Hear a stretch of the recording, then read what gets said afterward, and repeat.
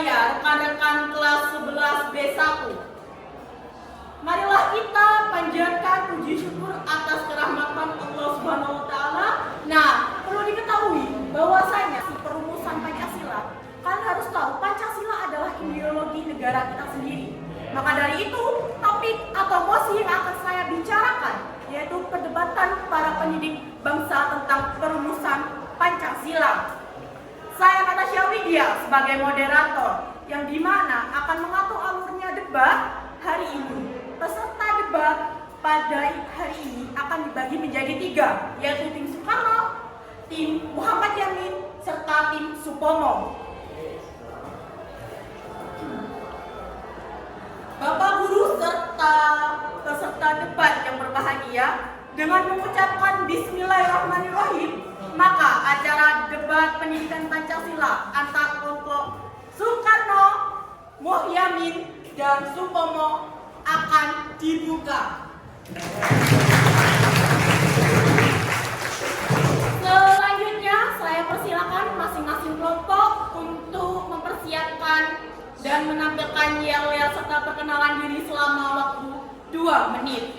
Untuk kelompok pertama, silakan tampilkan yel-yel dan perkenalan diri kalian dengan sangat baik. Terima kasih. Assalamualaikum warahmatullahi wabarakatuh. Waalaikumsalam warahmatullahi wabarakatuh. Perkenalkan, nama saya Farid Ahmad Haramdani beserta rekan saya yaitu. Perkenalkan, nama saya Dian Delianti sebagai pemateri. Perkenalkan, nama saya Desa Putra. Perkenalkan, nama saya Danandi Barakatuh. Perkenalkan, nama saya Desa Dita Putri sebagai pemateri. Perkenalkan, nama saya Bunda Matami sebagai pembicara 2. Perkenalkan, nama saya Mas Rizky sebagai pembicara 1. Perkenalkan, nama saya Budi Kurniawan sebagai pemateri. Dan saya Diasi sebagai pembicara 5. Kelompok Soekarno. Sukses! Kelompok Soekarno. Sukses! Kelompok Soekarno. Sukses! Mana Soekarno? Buka! Buka!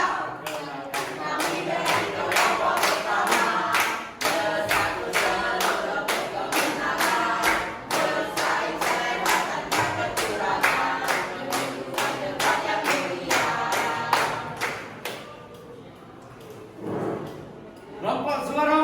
Bisa!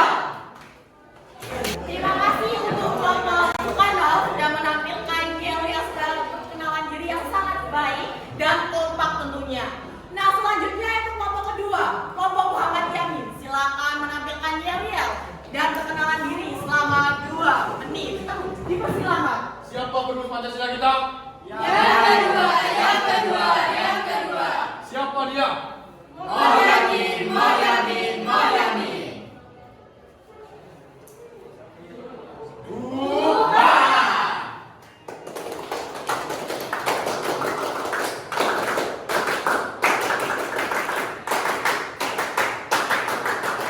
Kelompok 2. Sukses, sukses, sukses, yes. Perkenalkan, nama saya Muhammad Fahmi Ryan selaku kedua dari tim Muhammad Yamin. Tugas saya sebagai pembicara 1 juga sebagai presentator. Teman saya sebagai Perkenalkan, nama saya Muhammad Suwadi sebagai presentasi. Perkenalkan, nama saya Lino Fanarianto sebagai pembicara 4 dari tim debat. Perkenalkan, nama saya Ferdi Mustafa sebagai presentator. Perkenalkan, saya Risma Indah, pembicara kedua.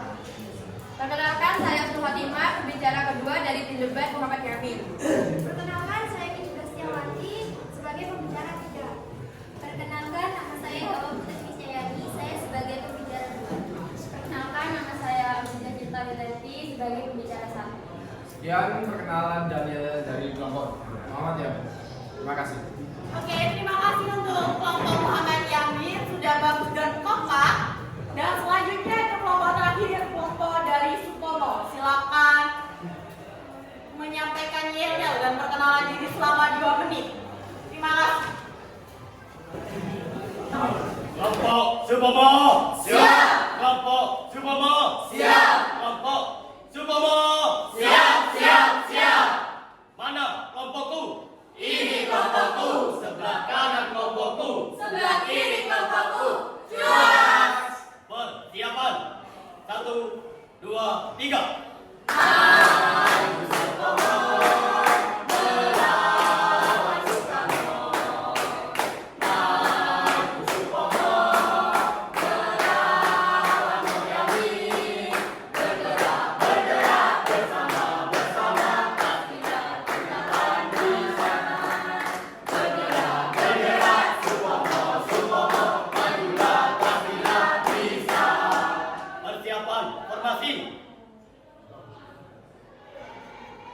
Perkenalkan, nama saya Andi Putra sebagai tim debat pembicara 4. Perkenalkan, saya Faisal Putra sebagai tim pernyataan. Perkenalkan, nama saya Dodi Siswanto sebagai ketua kelompok sebagai presentasi. Perkenalkan, nama saya Ahmad Fitroni sebagai tim pernyataan. Perkenalkan, nama saya Adolfo Putra Densa sebagai presentasi. Perkenalkan, nama saya Rosana Wisata sebagai tim debat pembicara 3. Perkenalkan, saya Zulfa Ramadhani sebagai pembicara 2 menanggapi pernyataan dari kelompok 1 dan 2 kemudian menguatkan kembali argumentasi dari tim kami. Perkenalkan, nama saya Natasha Putri dari Perkenalkan, saya Ainita Ria Putra Marini dari tim pernyataan. Assalamualaikum warahmatullahi wabarakatuh. Perkenalkan, nama saya Tanaya Syarifin. Di sini saya sebagai pembicara ke-5. Tugas saya di sini adalah menyimpulkan dan menyampaikan kembali argumen dari tim lawan. Sekian dan terima kasih. Ya, sekian perkenalan dari saya. Assalamualaikum warahmatullahi wabarakatuh. Ya, terima kasih untuk tim Supomo walaupun sedikit agak lambat ya, tapi tetap kompak dan baik. Nah, selanjutnya yaitu menyampaikan materi masing-masing kelompok selama 10 menit. Dan lanjut debat argumentasi. Nah, dari tim pertama yaitu adalah tim Soekarno untuk menyampaikan materi dan diperdebatkan argumentasi dengan tim Supomo dan tim Muhammad yang dipersilakan untuk tim Soekarno mempersiapkan materi yang akan didebatkan. Terima kasih. Assalamualaikum warahmatullahi wabarakatuh. Perkenalkan, nama saya Fahri Muhammad Farmani. Di sini saya akan menyampaikan tentang Soekarno. Insinyur Haji Soekarno adalah presiden pertama Republik Indonesia yang menjabat pada kurun waktu 1945 sampai 1967. Ia adalah seorang tokoh perjuangan yang berperan penting dalam memerdekakan bangsa Indonesia dari kolonialisme Belanda.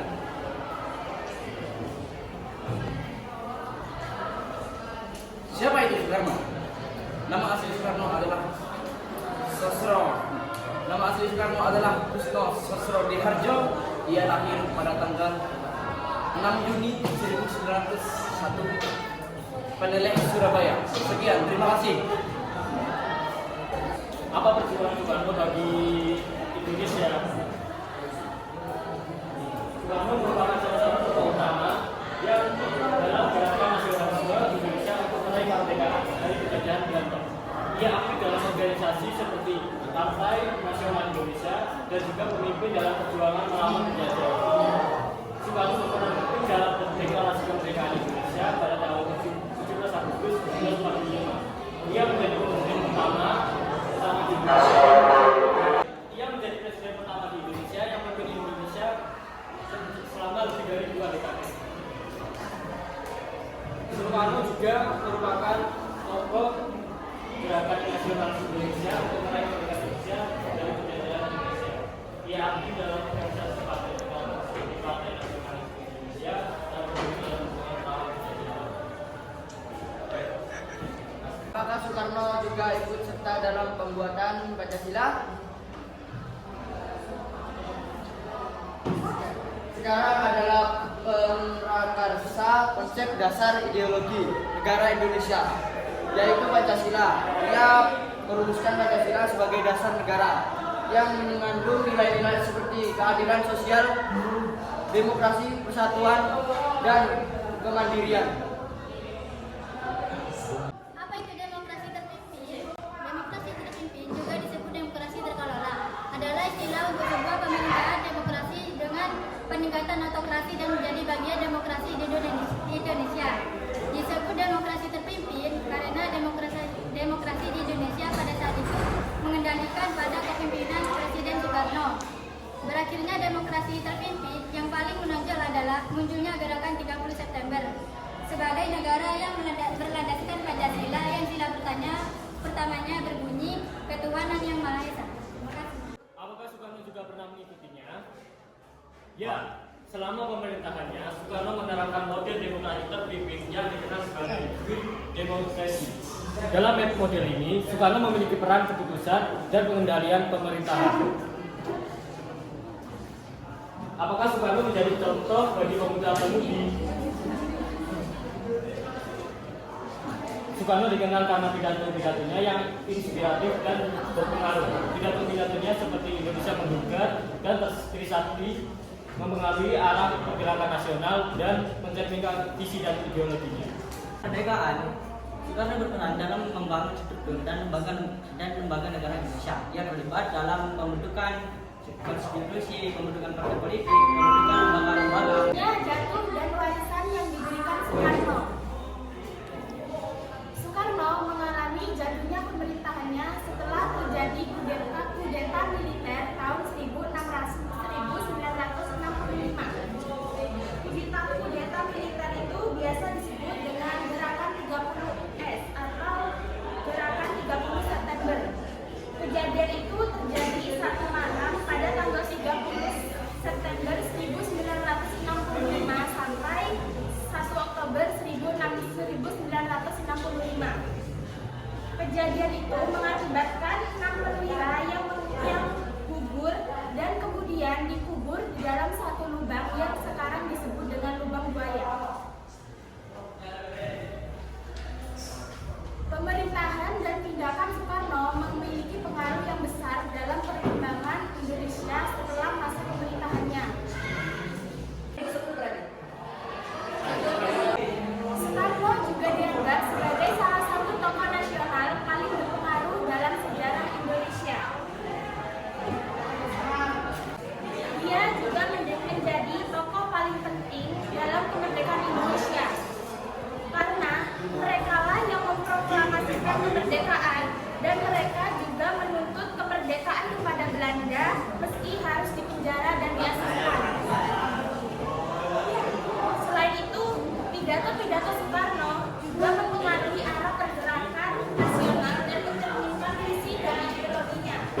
Mengapa? Karena beliau menggunakan tiga hal yang jarang dimiliki komunikator seperti pemilihan diksi yang tepat, menggunakan teknik penggunaan kata, serta menggunakan bahasa tubuh yang mendukung topik bahasa sang komunikator.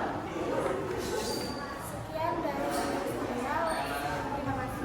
Baik, akan dipersilakan pembicara kelompok Sutomo mempresentasikan materi yang akan diperdebatkan dalam waktu 10 menit. Kelompok Sutomo, silakan dan persiapkan. Kesalahan lain juga ya. Sini. Nah, yang selanjutnya hiperflasi. Dibuktikan pada era akhir kepemimpinan Soekarno, di sana berada dalam kekacauan atau bahkan puncak tingkat inflasi itu melampaui 100%. Bahkan dengan disebut juga istilah dengan tahun hero. Itu sih dong. Perkenalkan saya Zulfa. Ini saya akan. Interupsi moderator, saya tidak setuju apa yang telah dikatakan oleh kelompok Soekarno. Karena di sisi lain Soekarno itu juga memiliki sisi gelap, yaitu Jawa sentris. Nah, dibuktikan selama pemerintahan Soekarno pembangunan dinilai tidak merata, khususnya pada daerah Jawa. Nah, ini yang menjadi latar belakang di mana memberontak terhadap pusat. Nah, gerakan ini akhirnya muncul keinginan untuk pemerataan pembangunan. Terima kasih. Apakah di penyangga sudah berdiskusi dan langsung menjawab tim argumen?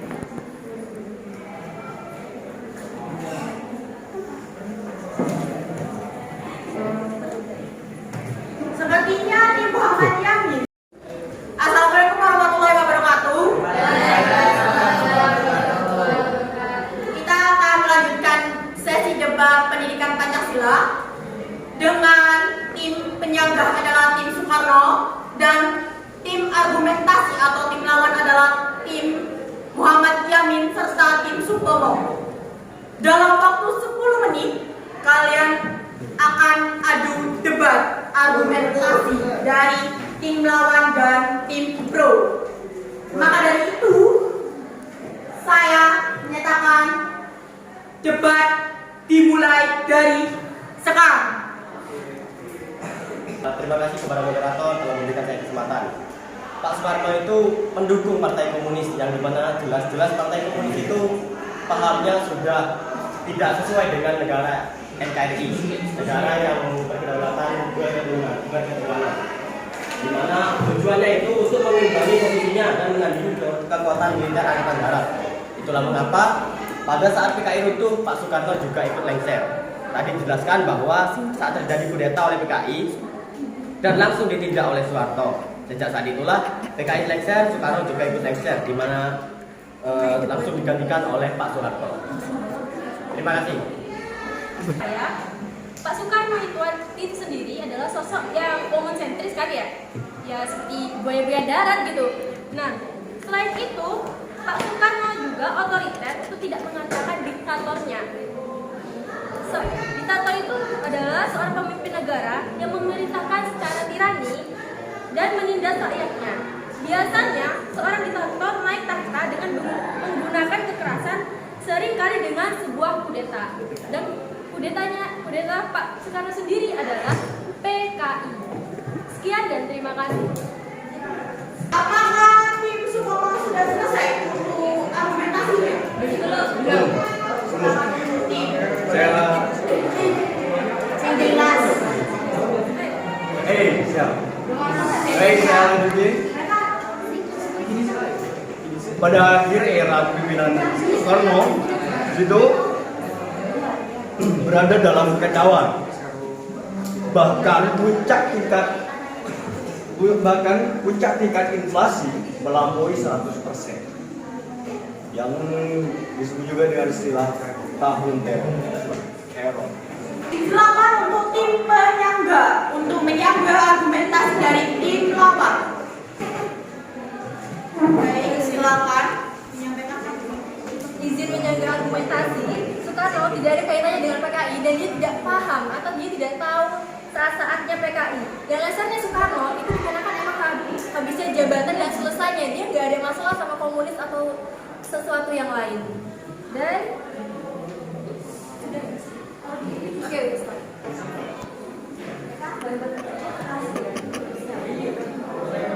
Betul. ya, dan untuk inflasinya dari argumentasi Mitroni itu dari sepenuhnya dari Soekarno. Soalnya itu saat penjajahan juga, baru selesai penjajahan dari Belanda. Jadi masih ada urusan dari awal, emang udah inflasi, emang semua mata uang itu udah tinggi dari awal. Cuma Soekarno pelan-pelan menyamaratakan semua masyarakatnya secara pelan-pelan, itu lama sampai jalannya presiden berikutnya. Oke, selesai penyagaan.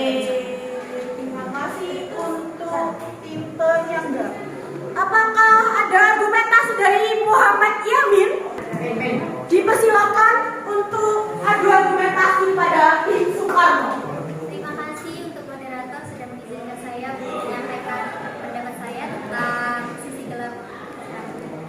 Menurut saya, Pak Soekarno itu kan saya menambahi dari argumen Tanaya itu kaitannya dengan wanita itu berdampaknya pada rakyat kecil dalam kebijakan ekonominya. Ekonomi selalu menjadi hal yang penting bagi rakyat kecil kan. Nah, korupsi dan kesalahan pengelolaan pada masa demokrasi pemimpin membuat Indonesia mengalami perlambatan ekonomi di awal dekade 1960-an. Di saat itulah pemerintah justru meluncurkan rencana pembangunan 5 tahun yang dimulai tahun 1961. Rencana itu yang tidak realistis jika dibandingkan dengan kondisi perekonomian Indonesia. Dan malah Pak Soekarno memerintahkan untuk Bank Indonesia untuk mencetak uang sebanyak-banyaknya. Uang itu yang nantinya digunakan untuk membiayai proyek Pak Soekarno seperti itu. Kan sudah tahu ekonomi Indonesia itu kan menurun. Terima kasih.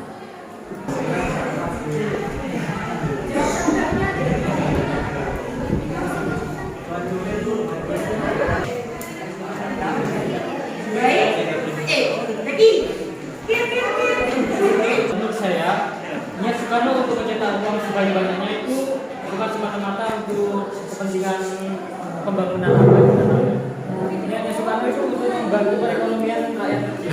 Dan itu tidak semua, dan untuk penyetakan uang yang berlebihan itu tidak semua ide Soekarno. Ada bagian-bagian yang seperti bagian A, bagian ide, bla bla bla gitu.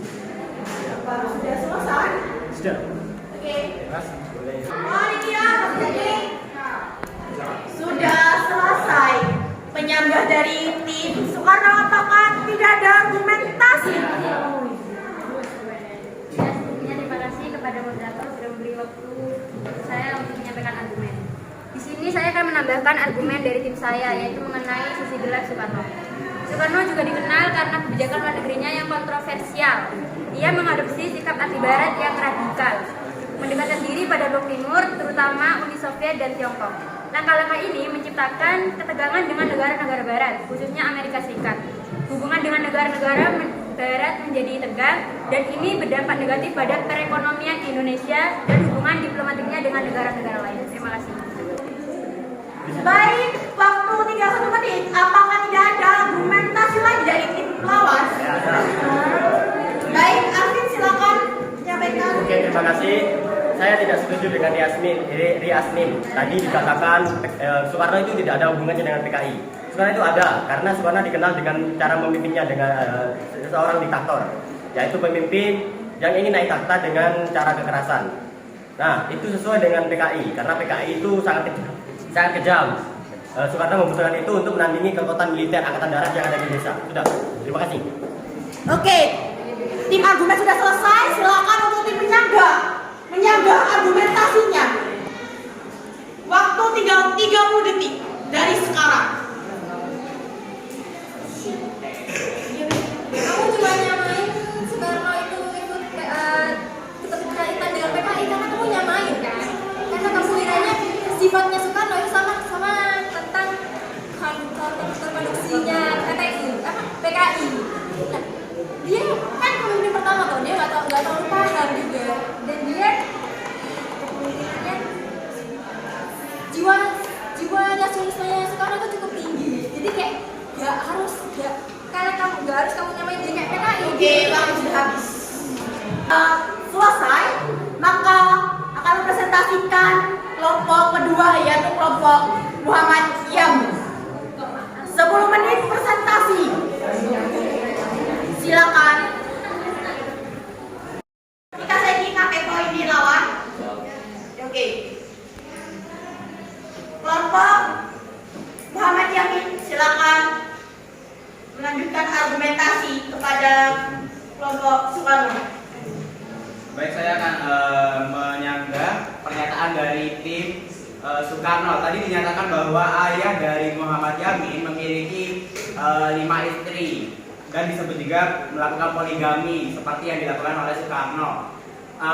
Ayah dari Muhammad Yamin tentu tidak tahu anaknya akan menjadi seorang politikan. Jadi dia tidak tahu apakah anaknya akan menjadi sukses sekarang. Jadi dengan begitu dia mana bisa mengontrol, si Muhammad Yamin ini tidak bisa mengontrol orang tuanya. Tentu saja tidak bisa karena di luar dari takdir dia, karena dia belum lahir juga. Jadi gimana mengontrolnya? Masa orang tuanya harus dibilangin, ayah jangan poligami, saya masih belum lahir, saya mau jadi politikan, kan nggak begitu juga. Jadi itu saja dari saya. Terima kasih. Ada waktu 1 menit. Silakan. Saya akan menyanggah dari Jaya. Kenapa sih Muhammad Yamin itu sebagai tokoh sejarawan yang sangat true dalam hal pemikiran hukum? Muhammad Yamin memiliki pendekatan yang berbeda tentang sejarawan.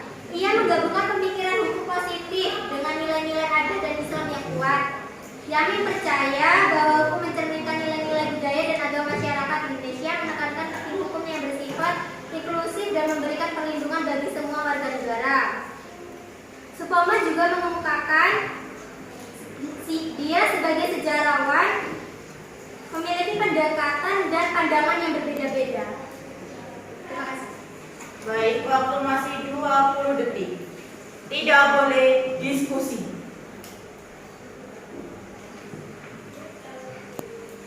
Waktu terus berjalan.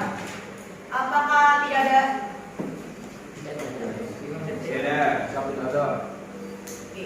Baik, untuk tim Supomo, dalam waktu 2 menit sampaikan argumentasi kalian pada tim Muhammad Yamin dalam hitungan 3, 2, 1. Silakan debat. Terima kasih pada moderator yang telah memberikan saya kesempatan. Tetapi Tapi saya tidak setuju karena di sisi lain juga Mohyami ini juga memiliki sisi gelap, yaitu menurut buku yang saya baca yaitu buku seri Tempo bahwa Mohyami ini juga menjadi kontroversial yang berjudul Naskah Persiapan UUD 1945. Dia sendiri berpidato bahwa dia telah menyampaikan rancangan UUD-nya yang sistematik dan babaknya mirip dengan UUD 1945 yang disusun di pasca kemerdekaan. Nah, hingga Bung Hatta ini mengkritik beliau, dapat kita lihat bahwa Mohyami sendiri itu begitu licik karena menerbitkan buku yang isinya dituding berisi kebohongan. Terima kasih.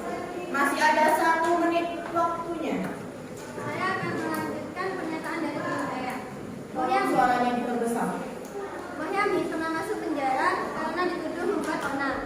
Keonaran yang dilakukan adalah menyembunyikan naskah perumusan dasar negara, mengakui pidato, mengajukan perancangan undang-undang dasar yang berserupa dengan UUD 1945, serta menciptakan sosok Gajah Mada tanpa pertimbangan. Terima kasih. Baik, waktu masih 50 detik. Apakah tidak ada? Saya ingin memperkuat argumen dari Lutfi. Tadi disampaikan bahwa Mohyami itu penggila sejarah. Saat masih muda, Mohyami mengunjungi tempat peninggalan Kerajaan Majapahit dan dia menemukan sebuah celengan yang berbentuk sebuah muka seseorang. Nah, di situ dia menyimpulkan bahwa itu adalah muka dari Patih Gajah Mada, yaitu Tidak. Dan menyimpulkan wajah itu adalah wajah seorang Patih Gajah Mada. Jadi dia saat pulang ke rumah, dia langsung meminta seorang pelukis untuk melukiskannya dan menjadikannya sebuah buku.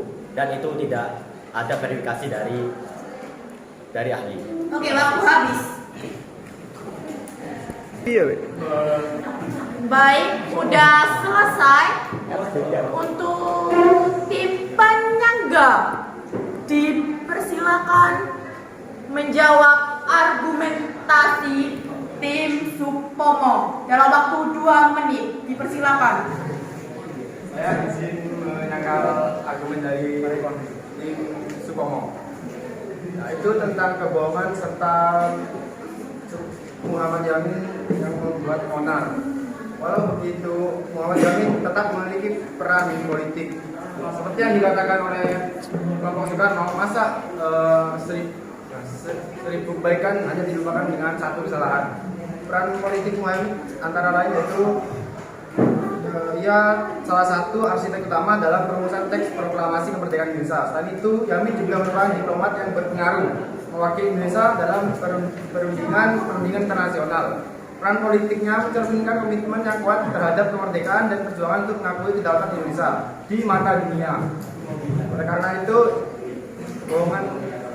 kebohongan yang dibuat Mohyami dapat ditutupi. Sekian. Ini dari dapat. Waktu kurang 50 detik lagi. Apakah tidak ada? Saya akan menyanggah yang diargumentasikan oleh Zulfa. Muhammad Yamin bukan hanya membuat undang-undang dasar, tetapi pada tanggal 29 Mei 1945 di sidang BPUPKI yang menuliskan draft pembukaan tersebut atas perintah Ketua Panitia 9 yakni Soekarno. Masih ada waktu 30 detik lagi. Tidak boleh diskusi.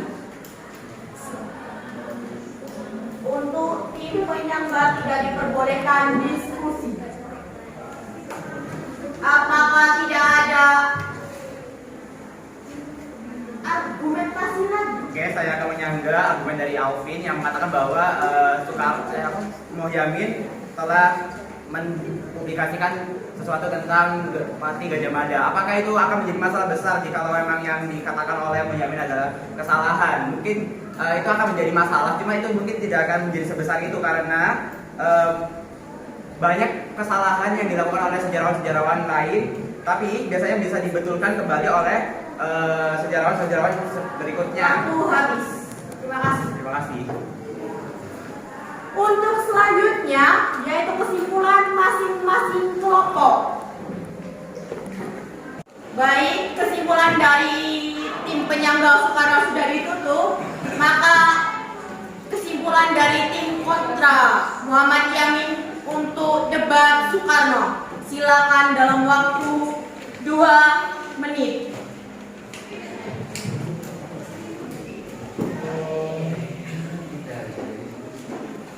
Baik, saya akan menyampaikan kesimpulan dari debat Soekarno. Kesimpulannya adalah sisi gelap Soekarno tidak boleh diabaikan.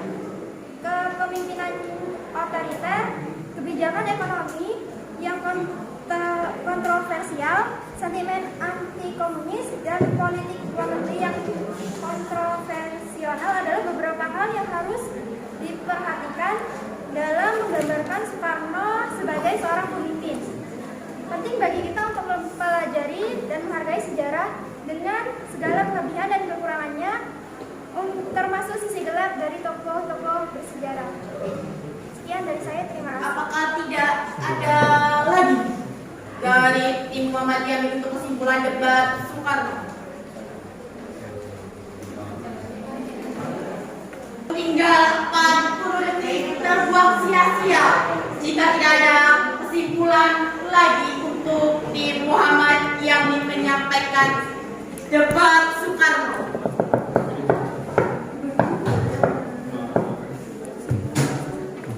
Oke, baik, akan saya tutup.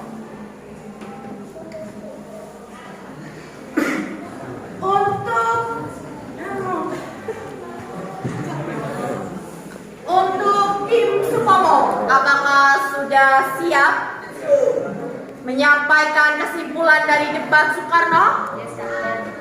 Baik, dan waktu 2 menit dan dilarang diskusi dimulai dari 3, 2, 1. Silakan jika kandidat berbicara. Kesimpulan kesimpulan dari tim kami adalah Pak Soekarno sendiri tidak menampik kemungkinan bahwa Pak Soekarno Tidak boleh diskusi. Pak Soekarno sendiri tidak menampik kemungkinan bahwa Pak Soekarno cenderung ke Jawa sentris yang dikarenakan adanya pilah-memilah antar wilayah yang cenderung dibedakan. Dan yang kedua adalah kami tidak menganggap bahwa poligami yang dilakukan Pak Soekarno sendiri itu benar. Memang beberapa orang melakukan poligami itu banyak, tapi kan tidak bagus bagi pemimpin Indonesia sendiri yang melakukan hal tersebut. Karena di agama sendiri kan sedikit tidak dibolehkan gitu loh. Sekian dan terima kasih. Apakah tidak ada tambahan dari tim Supomo untuk kesimpulan? Ngomong ada di video? Enggak.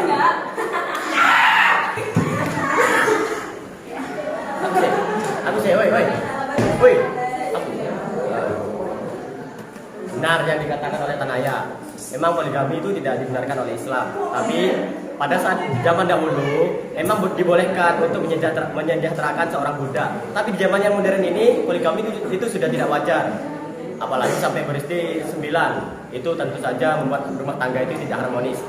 Mengurus rumah tangga mengurus rumah tangga aja begitu, apalagi mengurus sebuah negara yang sangat besar ini. Terima kasih.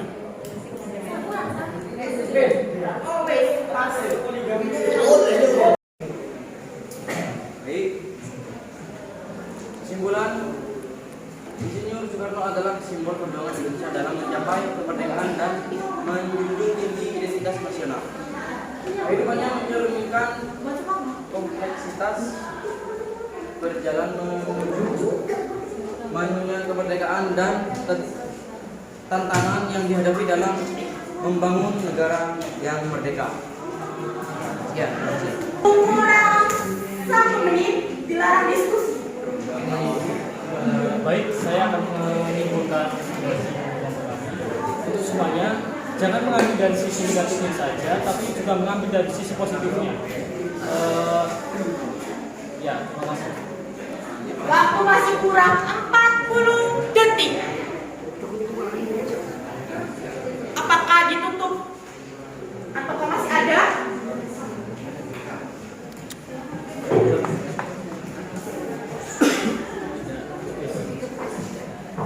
Baik, untuk kesimpulan, jika sudah selesai adu argumentasi, maka selanjutnya yaitu dengan penyampaian kesimpulan dari debat perumusan Pancasila Muhammad Yamin. Dipersilakan dari tim Soekarno menyatakan kesimpulan. kesimpulan dalam waktu 1 menit.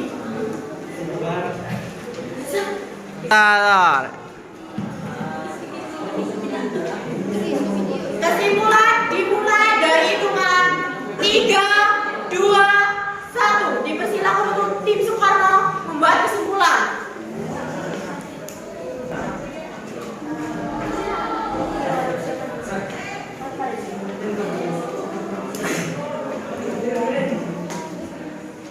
Tidak boleh diskusi.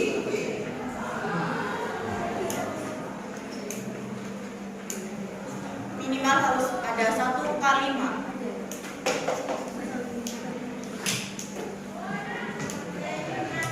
Waktu terus berjalan, tinggal 20 detik lagi.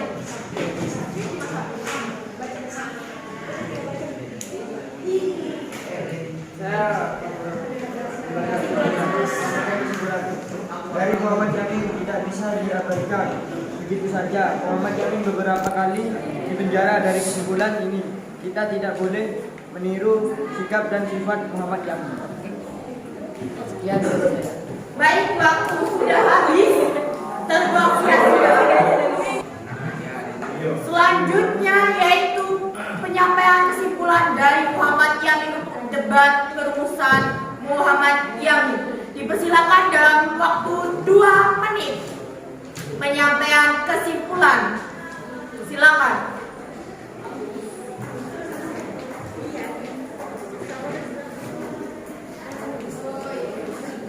Muhammad Yamin sebagai tokoh pertama yang mengusulkan Bhinneka Tunggal Ika digunakan sebagai semboyan negara pada Soekarno. Beliau yakin bahwa Bhinneka Tunggal Ika sesuai kehidupan Indonesia pada masa itu. Selain perumus Pancasila, Muhammad Yamin juga sebagai pelopor Sumpah Pemuda dan yang mengusulkan agar Bhinneka Tunggal Ika menjadi semboyan negara. Lalu saya tambahkan Muhammad Yamin juga terlibat dalam perumusan teks proklamasi dan perwakilan diplomatik yang memperkuat kedaulatan dan pengakuan di Indonesia di mata dunia. Oke, saya akan menambahkan juga, mungkin juga walaupun ayah dari Muhammad Yamin memiliki banyak istri, tetapi hal itu mungkin tidak akan menjadi hal penting karena itu merupakan sesuatu yang di luar kuasa dari Muhammad Yamin juga mungkin melakukan beberapa kesalahan tentang Pati Gajah Mada, tetapi itu bukan berarti masalah itu tidak bisa diperbaiki. Mungkin itu bukanlah hal yang bisa ditiru, namun masih banyak lagi kehebatan Muhammad Yamin yang bisa ditiru dan dipelajari oleh kita. Baik, waktu kurang 40 detik lagi. Apakah tidak ada kesimpulan? Dilarang diskusi untuk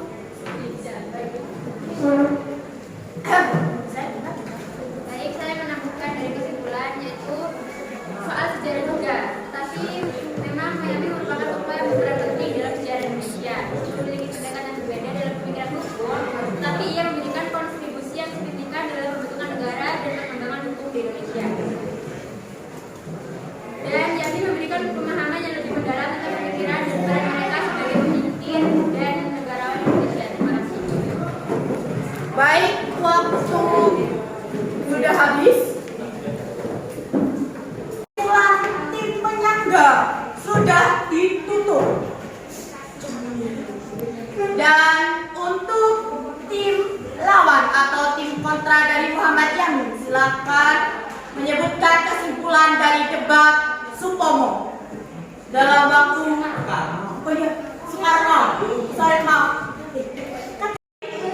Jika sudah selesai adu argumentasi, maka selanjutnya yaitu dengan penyampaian kesimpulan dari debat perumusan Pancasila Muhammad Yamin. Dipersilakan dari tim Soekarno menyatakan kesimpulan dalam waktu 1 menit.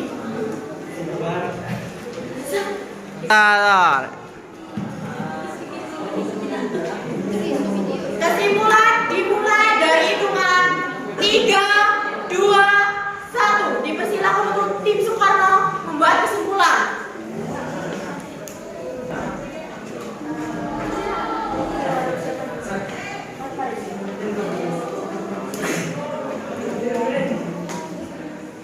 Tidak boleh diskusi.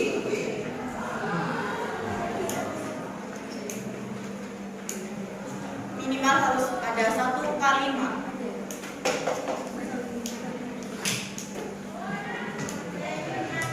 Waktu terus berjalan, tinggal 20 detik lagi.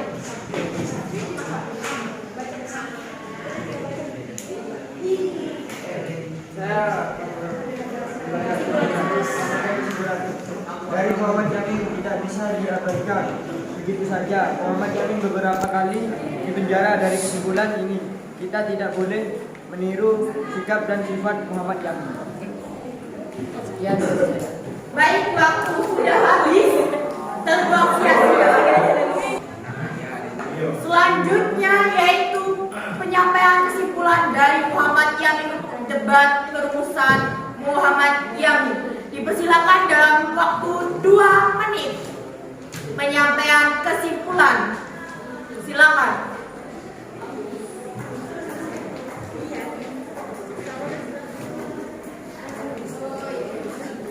Muhammad Yamin sebagai tokoh pertama yang mengusulkan Bhinneka Tunggal Ika untuk digunakan sebagai semboyan negara pada Soekarno. Beliau yakin bahwa Bhinneka Tunggal Ika sesuai kehidupan Indonesia pada masa itu. Selain perumus Pancasila, Muhammad Yamin juga sebagai pelopor Sumpah Pemuda dan yang mengusulkan agar Bhinneka Tunggal Ika menjadi semboyan negara. Lalu saya tambahkan Muhammad Yamin juga terlibat dalam perumusan teks proklamasi dan perwakilan diplomatik yang memperkuat kedaulatan dan pengakuan di Indonesia di mata dunia. Saya akan menambahkan juga, mungkin juga walaupun ayah dari Muhammad Yamin memiliki banyak istri, tetapi hal itu mungkin tidak akan menjadi hal penting karena itu merupakan sesuatu yang di luar kuasa dari Muhammad. Muhammad juga mungkin melakukan beberapa kesalahan tentang 4 Gajah Mada, tetapi itu bukan berarti masalah itu tidak bisa diperbaiki. Mungkin itu bukanlah hal yang bisa ditiru, namun masih banyak lagi kehebatan Muhammad yang bisa ditiru dan dipelajari oleh kita. Baik, waktu kurang 40 detik lagi. Apakah tidak ada kesimpulan? Dilarang diskusi untuk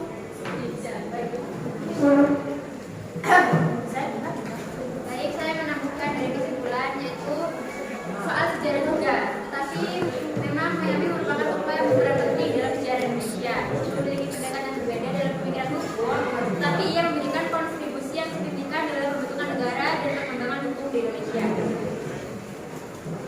Dan Yamin memberikan pemahaman yang lebih mendalam tentang pemikiran dan peran mereka sebagai pemimpin dan negarawan Indonesia. Terima kasih. baik, waktu sudah habis. Assalamualaikum warahmatullahi wabarakatuh.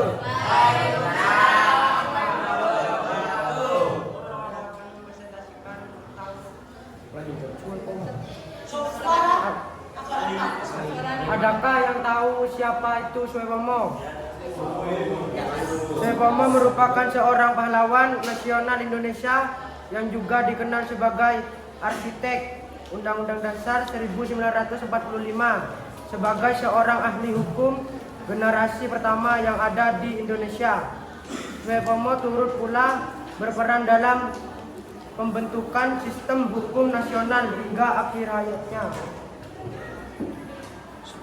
Pria yang lahir pada tanggal 22 Januari 1903 di Sukoharjo, Jawa Tengah, ini berasal dari keluarga aristokrat Jawa. Kakeknya dari pihak ayah adalah Raden Tumenggung Tresowardana, Bupati Anom, Sukoharjo. Kala itu sedang kakek dari pihak ibu adalah Raden Tumenggung Wirjodi Prodojo, Bupati Nayak Sragen. Apa saja KRI Soeharto? 1. Pegawai yang dibenturkan pada Pengadilan Negeri Jakarta. 2. Anggota Badan Penyelidik Persiapan Kemerdekaan Indonesia atau PPU-PKI. Nomor 3. Anggota Panitia Persiapan Kemerdekaan Indonesia atau PPKI. 4. Ketua Panitia Kecil Perancang UUD. 5. Menteri Kehakiman. 6. Rektor Universitas Indonesia 1951 sampai dengan 1954. Baik, nama pegawai yang diperbantukan pada Pengadilan Negeri Yogyakarta.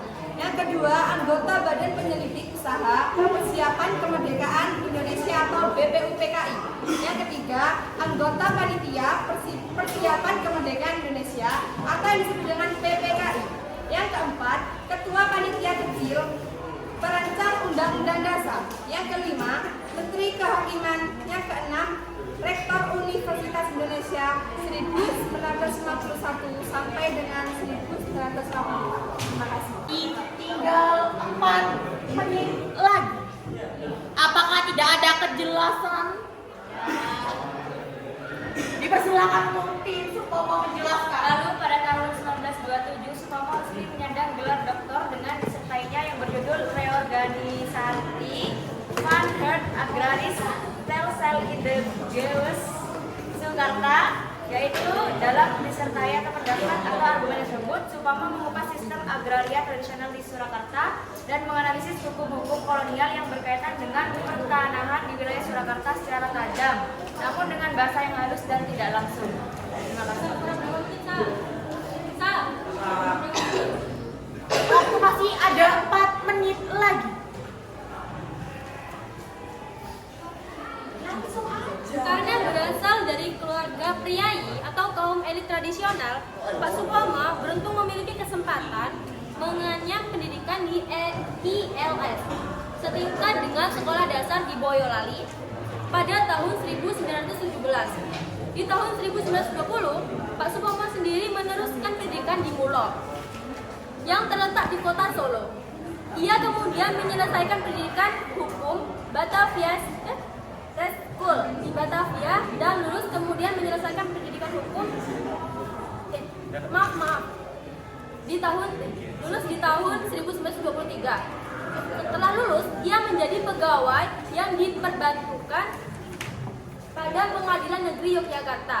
Menteri Kehakiman pertama di Indonesia ini kemudian berkesempatan melanjutkan pendidikan di Rijksuniversiteit Leiden di Belanda tahun 1924. Sekian dan terima kasih. Baik, dipersilakan untuk tim Supomo menyampaikan kesimpulan dari debat Muhammad Yamin. Dalam waktu 1 menit, saya nyatakan kesimpulan dari tim Supomo. Baik, saya akan menyimpulkan dari Muhammad Yamin bahwa menurut saya kesalahan Yamin tidak wajar karena paham yang sesat dan itu merupakan pembodohan dan pembohongan.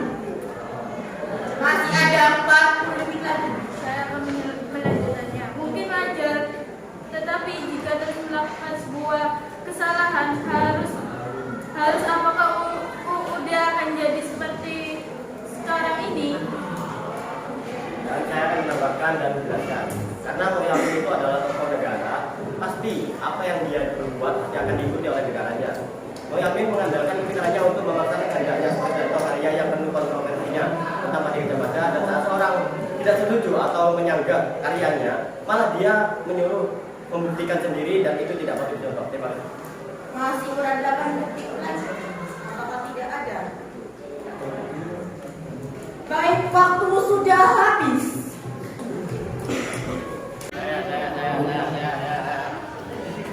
Dari sumber informasi tirto.id menyatakan Badan Penyelidik Usaha Persiapan Kemerdekaan Indonesia BPUPKI menyelenggarakan 2 kali sidang resmi, tepatnya pada tanggal 29 Mei sampai 1 Juni dan 10 sampai 17 Juli 1945. Mr. Supomo menjadi salah satu tokoh pengurus dasar negara di hari ketiga sidang pertama. Bagaimana isi dasar negara yang digagas oleh Supomo?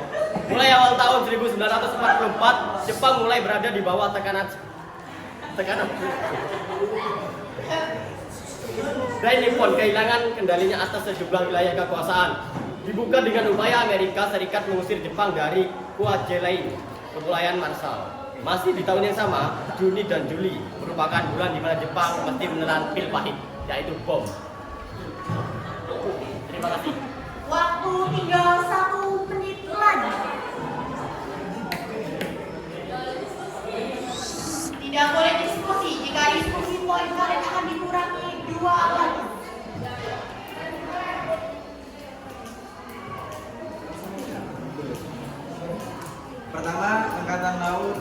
Nippon berhasil diatasi dalam pertempuran di Laut Filipina. Kedua, mereka harus rela kehilangan pangkalan lautnya di Saipan, Kepulauan Mariana. Kekalahan di Saipan berimbas pada krisis kabinet di Jepang.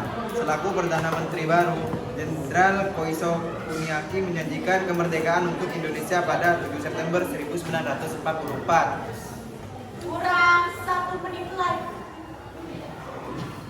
Jika tidak ada, maka ditambahkan dalam waktu debat. Dilarang untuk diskusi. Pak Soekarno sendiri pada pidatonya itu menyebutkan bahwa 1. Persatuan, 2. dari kekeluargaan, 3. keseimbangan lahir dan batin, 4. musyawarah, dan 5. keadilan rakyat. Dalam pidatonya, Supomo juga menyebutkan mengenai aliran pikiran Indonesia. Nantinya, menurutnya, aliran pikiran negara Indonesia yaitu negara integralistik. Integralistik sendiri itu tidak menjamin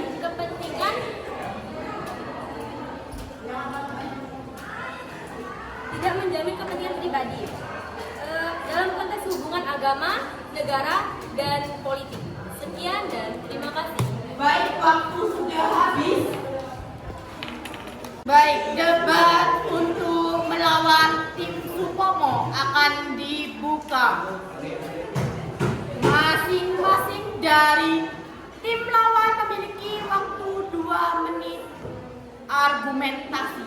Untuk tim Soekarno dipersilakan argumentasi saat ini dalam waktu 2 menit. Supomo pernah melakukan perannya dalam pembubaran Partai Komunis Indonesia atau PKI pada tahun 1965. Dan kenapa Supomo memasukkan perannya ke dalam pembubaran PKI? Apakah Supomo memang menyetujui hak PKI? Sekian, terima kasih. Dan kenapa Supomo memasukkan perannya ke dalam pembubaran PKI? Apakah Supomo memang menyetujui hak PKI? Baik, waktu kurang 1 menit. Izin menambahkan, pada saat menjabat sebagai Menteri Penerangan, Supomo dianggap bertanggung jawab dalam pembantaian massal di Madiun pada tahun 1948. Ia mendesak, memprovokasi, dan memaksa tentara untuk ikut andil dalam peristiwa pembantaian anggota PKI di kota Madiun, yang membuat banyak warga sipil yang tak bersalah ikut terbantai. Izin menambahkan, jadi Supomo itu ikut dalam PKI atau tidak setuju sama PKI? Izin menambahkan, kritik terhadap Supomo berkaitan dengan kebijakan represif yang dilakukan selama masa pemerintahannya, tindakan keras terhadap aktivitas politik, dan menjadi pembatasan kebebasan berbicara menjadi sorotan yang memiliki ketidakpuasan di kalangan masyarakat.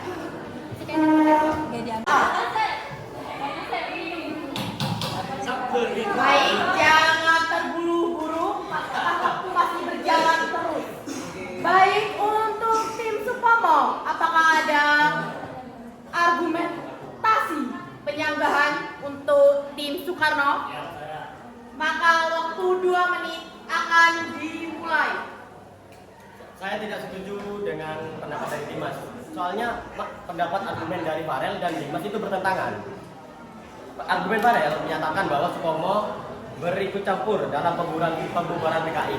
Dan itu tentulah PKI itu harus dibubarkan karena pahamnya yang tidak sesuai dengan negara kita. Sedangkan argumen dari Dimas, kenapa kok Supomo itu, atau menanyakan Supomo itu apakah Supomo itu anggota PKI?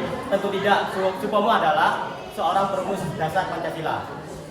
Dan alasan kenapa Supomo itu ikut campur dalam pembubaran PKI, tentu saja semua ingin membubarkan PKI karena PKI itu sangat kejam. Nama dari PKI adalah Partai Komunis Indonesia. Komunis artinya paham komunisme, atau komunisme itu seperti kita punya barang, tapi dimiliki semuanya, itu satu untuk semua. Misal saya punya tanah, tapi itu juga dimiliki oleh presiden. Jadi komunis itu satu untuk semua lah intinya. Terima kasih. Waktu tinggal 50 detik lagi. Apakah tidak ada tambahan? Itulah mengapa saya dan Faren mempertanyakan pernyataan itu. Jadi yang benar ini kan kalian kan sudah menjelaskan siapa Supomo dan fakta-faktanya kan. Jadi yang benar itu yang mana? Supomo tidak suka sama PKI atau Supomo itu lebih suka sama PKI begitu. Baik, waktu habis untuk instruksi.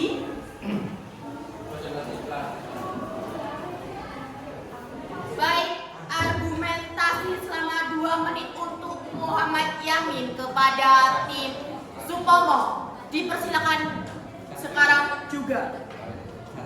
Sisi gelap Supomo. Meskipun ia berperan dalam Gerakan Nasional Indonesia, pada awal karir hukumnya, Supomo bekerja sebagai pengacara untuk pemerintah kolonial Belanda, yang mana menimbulkan kesetiaannya pada perjuangan kemerdekaan Indonesia. Dan muncullah keterlibatannya dengan pihak penjajah mengarah pada kecurigaan bahwa Supomo mungkin memiliki ambisi pribadi yang mengutamakan kepentingan dirinya sendiri daripada kepentingan nasional.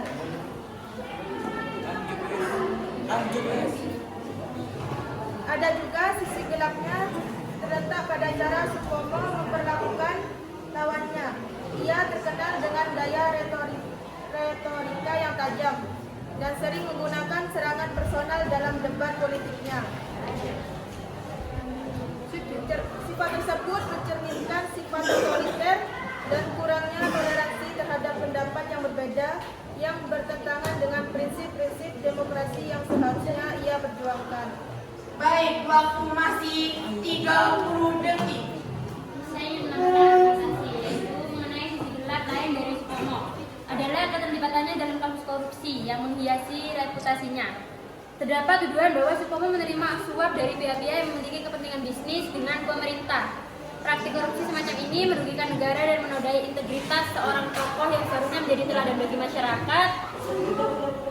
Dan ketertiban Supomo dalam korupsi menunjukkan bahwa ia tidak selalu bertindak berdasarkan prinsip-prinsip moral yang seharusnya dipegang oleh seorang pemimpin. Terima kasih.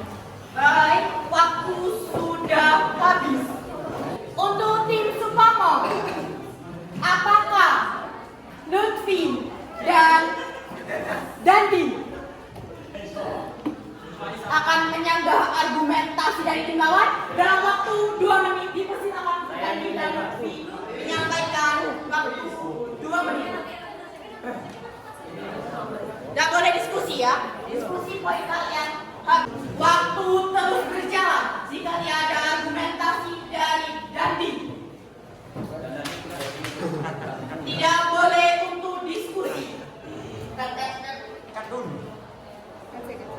Apa sih? Buka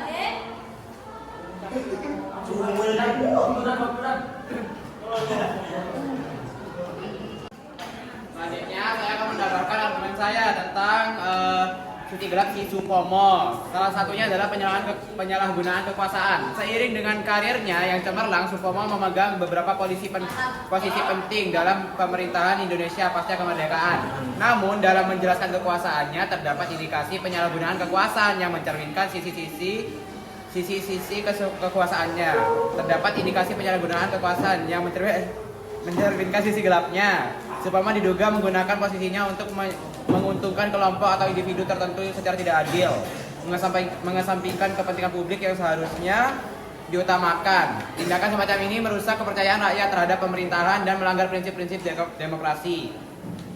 Selanjutnya dampak dari sisi gelap. Oke, terima kasih. Dua tim yaitu Muhammad Yamin dan Sukarno.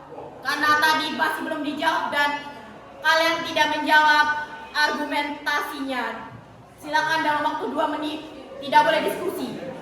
Karena kesempatan kalian tinggal 1 kali lagi. Silakan untuk menyampaikan argumentasi.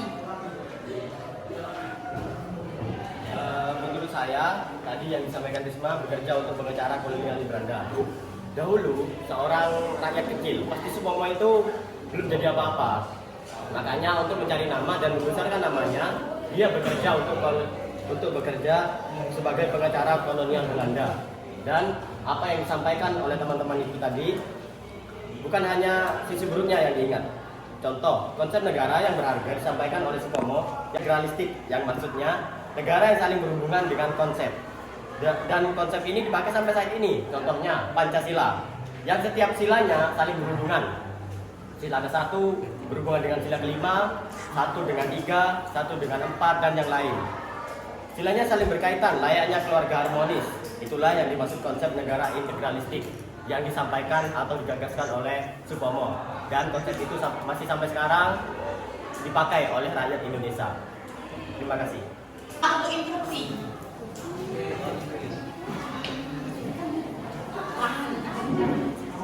Baik, waktu berjalan. Sisi gelap Supomo yang lain terhadap perjuangan kemerdekaan Indonesia dapat dilihat dalam beberapa aspek. Yang pertama, pengaruh terhadap gerakan nasionalis. Kolaborasi Supomo dengan pemerintah kolonial Belanda membawa dampak negatif terhadap gerakan nasionalis Indonesia. Partisipasinya dalam pemerintahan kolonial mengarah pada pertanyaan tentang kesetiaannya pada perjuangan kemerdekaan. Hal ini dapat melemahkan kepercayaan masyarakat terhadap gerakan nasionalis dan menimbulkan keraguan terhadap tujuan sebenarnya dari para pemimpin nasionalis. Baik, waktu sudah habis.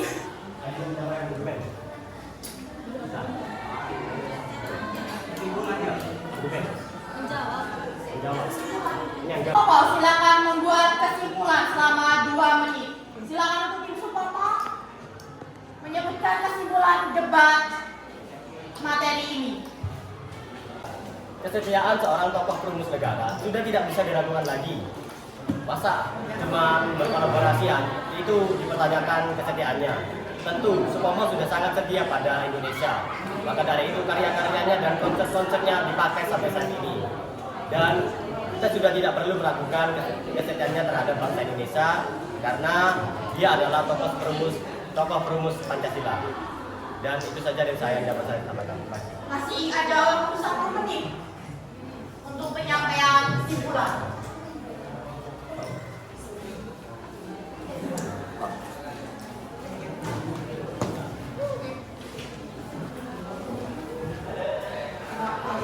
Waktu terus berjalan.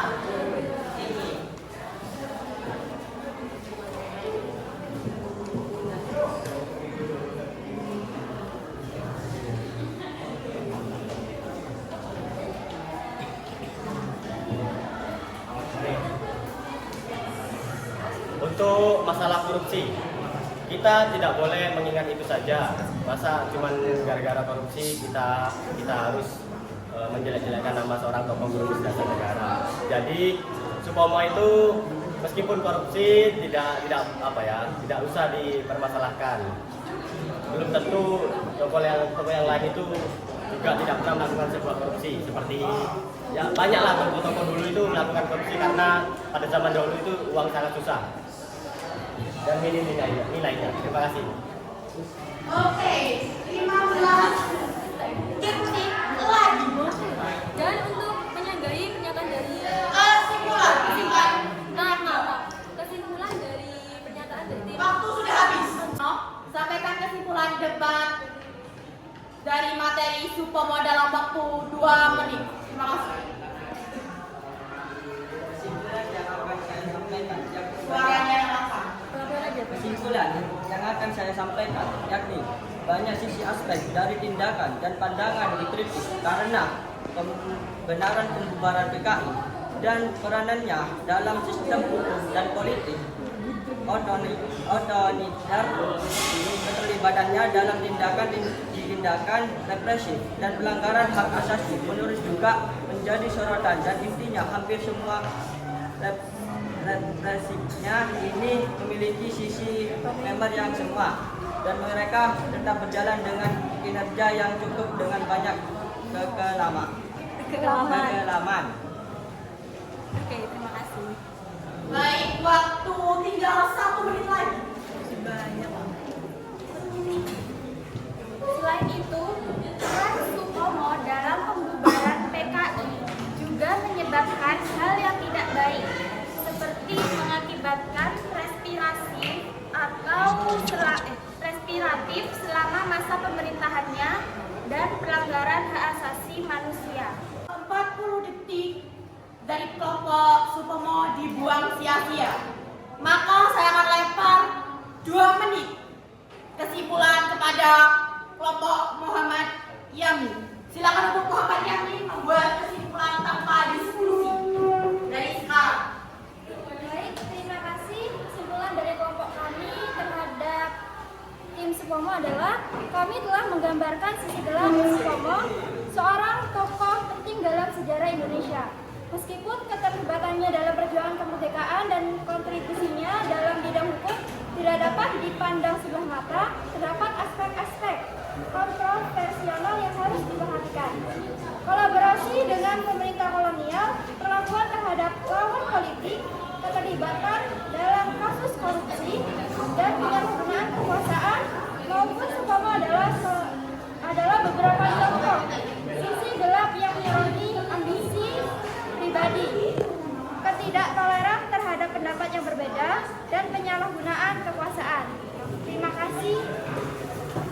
Waktu masih ada 1 menit lagi. Silakan untuk tim Muhammad Yamin menyampaikan kesimpulan. Baik, saya ingin menambahkan bahwa pendidikan terhadap sisi gelap tokoh sejarah seperti Supomo penting untuk memahami sejarah dengan lebih objektif dan kritis. Melalui pemahaman yang holistik, kita dapat menghargai kontribusi positifnya sekaligus mengakui kekurangannya dalam membangun masa depan yang lebih baik bagi bangsa kita. Baik, terima kasih. Baik, masih Pada akhirnya, pengaruh sisi gelap Supomo terhadap perjuangan kemerdekaan memiliki banyak segi dan terkait dengan konteks sejarah yang lebih luas pada masa itu. Penting untuk mengenai aspek-aspek ini secara kritis dan komprehensif, mengakui baik kontribusi positif maupun kekurangan dari tokoh-tokoh sejarah. Dengan demikian, masyarakat dapat belajar dari masa lalu, mengupayakan akuntabilitas dan integritas yang lebih besar, serta membangun masa depan yang lebih inklusif dan adil. Sekian, terima kasih. Baik, waktu sudah habis.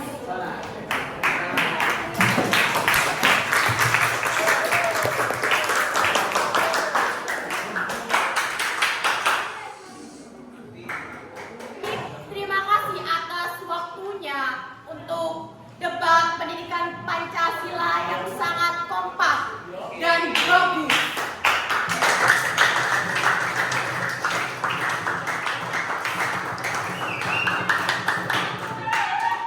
Terima kasih. Saya Natasha Lydia sebagai moderator akan mengucapkan undur diri. Wassalamualaikum warahmatullahi wabarakatuh.